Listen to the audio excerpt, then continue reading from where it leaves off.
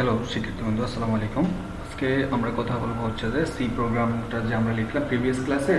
এখন এই প্রোগ্রামের আপনার স্ট্রাকচার নিয়ে কথা বলবো। হ্যাঁ, তো এই সি প্রোগ্রামটা আসলে কিভাবে আপনার স্ট্রাকচার স্ট্রাকচার বিল্ড হয়েছে। সো দেখুন যে সি প্রোগ্রামটার স্ট্রাকচারটা কেমন, আমরা এখন সেই বিষয়ে কথা বলতে যাচ্ছি। তো সি প্রোগ্রামের যে বেসিক স্ট্রাকচার আছে এটা নিয়ে কথা বলতে গেলে আমি শুরু থেকে আবার শুরু করতেছি। ফার্স্ট অফ অল আপনার লাগবে হচ্ছে যে কি হ্যাশ, দেন হচ্ছে ইনক্লুড। ইনক্লুড দ্বারা কি বোঝাচ্ছে? হ্যাশ মানে তো আপনি বুঝতে পারছেন যে এটা একটা সিম্বল। হ্যাঁ, তো ইনক্লুড দ্বারা কি বোঝাচ্ছে যে এখানে কোনো একটা কিছু বাইন্ডিং করা অবস্থা আছে, কোনো একটা ইনক্লুড অবস্থা আছে, মানে অ্যাডজাস্ট করা আছে। হ্যাঁ, তো হ্যাশ ইনক্লুড, দেন হচ্ছে লেস দেন গ্রেটার দেন। হ্যাঁ, এখানে আমরা কি লিখবো? এসটিডিও। এসটিডিও দ্বারা কি বোঝাচ্ছে? স্ট্যান্ডার্ড ইনপুট এবং কি আউটপুট।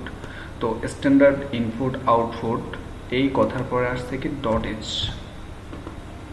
এই ডট এইচ মানে কি হেডার। হ্যাঁ, একটা হেডার ফাইল। এই হেডার ফাইলের মধ্যে কিন্তু স্ট্যান্ডার্ড ইনপুট যে আউটপুট আছে এটা বাইন্ডিং করা অবস্থা আছে, মানে ইনক্লুড করা অবস্থা আছে। এই hash include studio dot H, এই স্টুডিও ডট এইচ এটার কারণে কিন্তু আমরা মূলত আপনার যে ফ্রি ডিফাইন যে ফাংশন বলেন বা এভরিথিং আমরা কিন্তু ইজিলি ইউজ করতে পারি এবং কি আমরা কিন্তু ইজিলি আপনার যে কোনো রেজাল্ট ইজিলি পেয়ে যাই।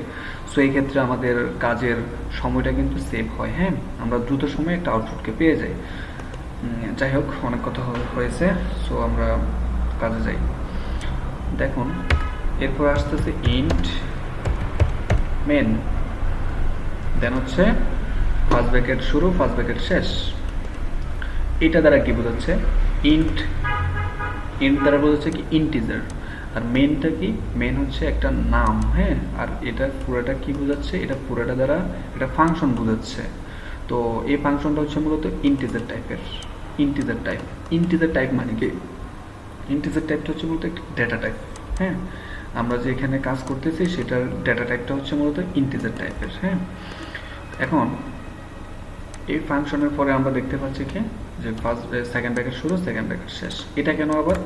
এটা হচ্ছে মূলত বডিকে আইডেন্টিফাই করার জন্য, প্রোগ্রামিংয়ের বডিকে আইডেন্টিফাই করার জন্য এই সেকেন্ড ব্র্যাকেট শুরু সেকেন্ড ব্র্যাকেট শেষ এটার মধ্যে কিন্তু আপনার বডিকে আইডেন্টিফাই করতে হয়। আর এই বডির ভিতরে আমরা কি কি লিখবো? অনেক সময় আপনার বিভিন্ন স্টেটমেন্টকে লিখবো। হ্যাঁ, বিভিন্ন ম্যাথমেটিক্যাল ইস্যুগুলো আমরা এই বডির ভিতরে লিখবো এবং কি আমরা এক্সিকিউট করার মাধ্যমে আমরা কি পাবো? এক্সিকিউট না, রান করার মাধ্যমে আমরা এখানে আউটপুটটা পেতে পারি ইজিলি। সো লিখি আমরা যে প্রিন্টএফটা হচ্ছে মূলত এই প্রিন্টএফ ফাংশনটা হচ্ছে একটা প্রি ডিফাইন একটা ফাংশন। তো প্রি ডিফাইন ফাংশনটা হচ্ছে stdio ডট এইচ, এই হেডার ফাইলের মধ্যে আপনার ইনক্লুড করা অবস্থা ছিল। এই জন্য আমরা জাস্ট এখানে কল করে আপনার রেজাল্টটা ইজিলি দেখতে পারবো। হ্যাঁ, সো এই ক্ষেত্রে আমরা সেমিকোলন দ্বারা আপনার লাইনটাকে ক্লোজ করলাম এখানে। হ্যাঁ, তো এখানে আমরা দেখুন যেহেতু আমরা স্ট্রিংকে একটা স্ট্রিংকে প্রিন্ট করবো, সেই ক্ষেত্রে আমরা একটা স্ট্রিংকে লেখার জন্য এই ক্ষেত্রে আমরা ডাবল কোটস এর ভিতরে আমরা আমাদের টেক্সটটাকে লিখব।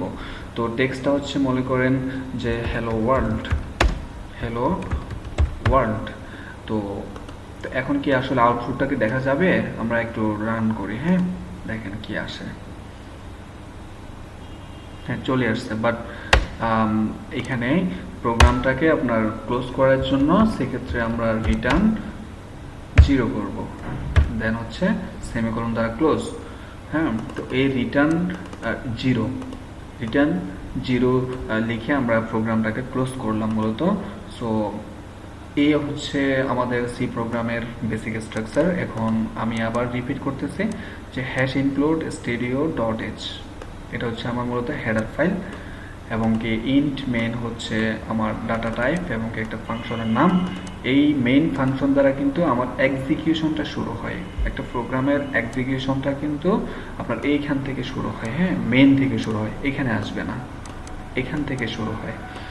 তো এখান থেকে সে চেক করতে করতে এখানে আসে, দেখলো যে হ্যাঁ আমাকে একটা প্রিন্ট কমান্ড দিয়েছে, সো এই ক্ষেত্রে সে প্রিন্ট করবে এবং কি রিটার্ন 0, দেন হচ্ছে সে প্রোগ্রামটা ক্লোজ করবে।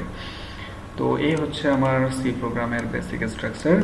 তো আমরা পরবর্তী ক্লাসে আরও ডিটেলস কথা বলবো হচ্ছে ডেটা টাইপ, বিভিন্ন ফাংশন, অ্যারে, লুপ, হ্যাঁ, আপনার যে বিভিন্ন আপনার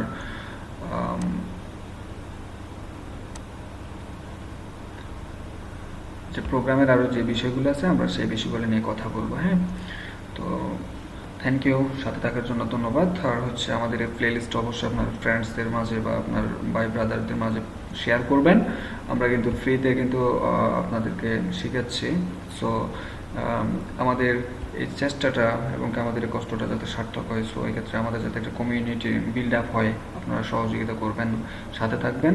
পরবর্তী ভিডিও দেখার জন্য আমন্ত্রণ রইল। Thank you.